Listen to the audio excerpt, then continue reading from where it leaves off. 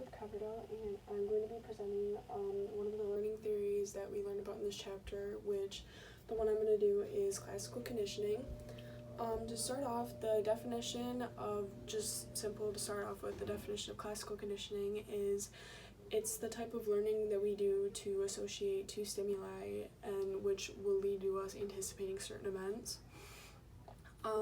So basically, if you want to know like what is a stimulus is any event that or situation that evokes a response. So like if a good example would be like, when we see lightning, we know from just learning as growing up that after lightning comes thunder, and so people will like brace yourselves, and like so the lightning is associated with thunder, and so people have that response.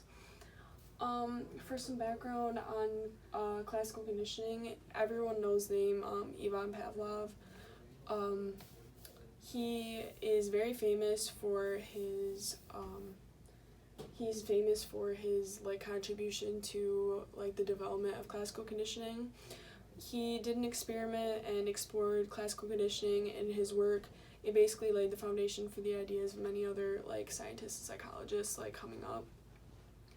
One of his most famous and well-known experiments dealt with basically dog salivation, and I've personally like learned about this like a couple times before, like growing up, in some of my like high school classes that I've taken.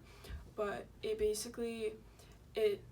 so he wanted to see if he wanted to like measure the amount of salivation that a dog had to food, because if you think of how much like your dog drools when you go to feed him or when it's right around feeding time. And so basically what he did was him and the people he was working with first isolated the dog in a small room and like had it like kind of secured so like he wasn't going to go anywhere.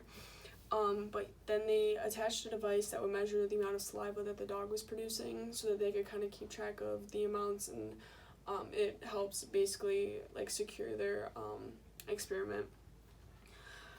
And from the room next to the dog, they presented the dog with food, and then they paired several different neutral stimuli as like noises, like different tones for the dog to hear when they were presenting the food. And neutral stimuli are events the dogs could see or hear but didn't have any association with food. Like if you think dogs don't normally associate like sounds with food, unless they're like trained to. And so basically the big question of his experiment was, would the dog link the neutral stimuli to the arrival of food or not, and produce the same amount of saliva as the food itself was presented. And so as you can see, those were basically the main parts of his experiment that he had, and then the results that he came up with were, they proved the main question to be correct. The dog was able to make that connection between the neutral stimulus and the food. In this case, they used a tone that presented the dog, and so basically, like from their experience, they defined the tone to be the neutral stimulus, and then the food was the unconditioned stimulus, and then the neutral stimulus then became the conditioned stimulus because the dog learned to associate the sound like to the arrival of the food. And so once it became the conditioned stimulus, it produced a conditioned response, and in the end, conditioned means like learning or learned, and then unconditioned mean unlearned. If you look at the graphs that I have over here on the side, it basically shows like the two different, they're not really graphs, but they're like charts. The bottom one is Pavlov's experiment. You can see like kind of laid out like what I just said. And then the other one was kind of like, it has to do with the cat. Like if you think of like a can opener, when you go to feed the cat's going to associate the noise of the can opener with the arrival of food, and then it goes on and on about how, okay, if you open up the cupboards and then get the can opener out, then the cat's going to relate all those things together. Personally, like I said, I really liked learning about this again because I do have some prior knowledge of it, because I've taken psychology classes before and I'm really interested in them. And I think it's really amazing how people can make those links and kind of like do those experiments that lead them to all these discoveries that basically are the foundation of what we know to be like true today. And so I thought it was a really interesting concept to learn about.